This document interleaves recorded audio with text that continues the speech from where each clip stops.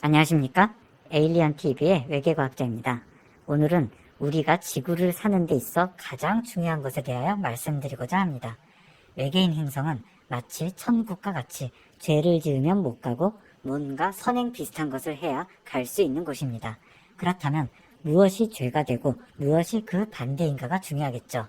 그리고 그 이전에 외계인이 왜 그렇게 정의 내렸는지를 아는 것도 필요합니다. 이전 영상에서 외계인은 유희를 위해 인간과 지구를 창조했다고 말씀드렸습니다. 또 알아야 할 것이 우리를 창조한 존재가 있다고 피조물, 즉 인간의 사후 세계가 보장받는 것은 아니라는 것이죠. 그럼 시작부터 말씀드리겠습니다. 외계 행정부, 즉 여당의 주도로 지구와 인간이 만들어져서 외계인의 간접 체험이 시작이 되었는데 시간이 지나면서 윤리적 문제가 발생하게 됩니다. 좀 열등한 것 빼고는 외계인과 지구인은 유전적으로 매우 비슷합니다. 가장 큰 차이점이라고 하면 지구인은 지구에서 살기 위해 기본적으로 탑재된 본능이 있다는 것인데 거기에는 외계인 유희를 위해 사건 사고를 일으키도록 투쟁 본능 및 욕심 등도 있다는 것 정도죠. 이처럼 다르지만 비슷한 생명체이기에 지구인에게도 외계인과 같은 윤리적 대우를 해줘야 한다는 견해가 외계 행성 여당에 의해 주장되었습니다. 반대로 야당 측은 지구인은 본능에 지배되어 지구에서 생존하는 유희의 대상이지 자기네들과 같을 수 없다고 주장하게 되죠. 여당의 정책에 반대되는 의견은 언제 지지를 얻게 될까요?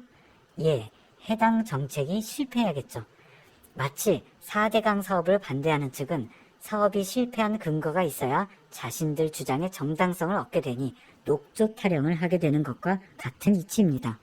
그래서 외계행성 야당은 지구인이 본능을 벗어나지 못하는 존재임을 증명하기 위해 최대한 지구인들의 본능을 자극하고 그 이상의 고차원적 사고를 하지 않도록 관여를 합니다. 반대로 여당 측 외계인은 인간이 본능을 넘어서서 이성적이고 고차원적 사고를 하며 살기를 원합니다. 하지만 본능이 앞서는 인간에게는 참 어려운 일이죠. 결론적으로 인간에게 있어서 본능에만 따르는 행동은 곧 죄가 되는 것이고 그 반대로 본능을 초월하여 고차원적 행동을 하는 것이 외계 행성 주민으로 받아들여지는 요건이 됩니다. 죄를 많이 지으면 지옥 가고 착한 일 많이 하면 천국 가는 것과는 좀 다르다는 것이죠. 다시 한번 정리하자면 인간은 남에게 피해를 주어야 죄가 되는 것이 아니라 자신의 본능만을 따르면 죄를 짓는 게 된다는 것입니다. 반대로 외계인 행성에 가기 위해서는 본능 이상의 고차원적, 이성적 행동을 해야 하고 이는 당연히 남에게 도움을 많이 주고 외계인이 보기에 재밌게 외계인 눈높이에 맞게 사는 것이 될 것입니다. 이 부분은 나중에 더 자세히 다뤄볼 예정입니다. 오늘의 요약, 인간은 본능만을 따라 사는 것이 외계인 보기엔 죄를 짓는 것이다. 본능을 뛰어넘자.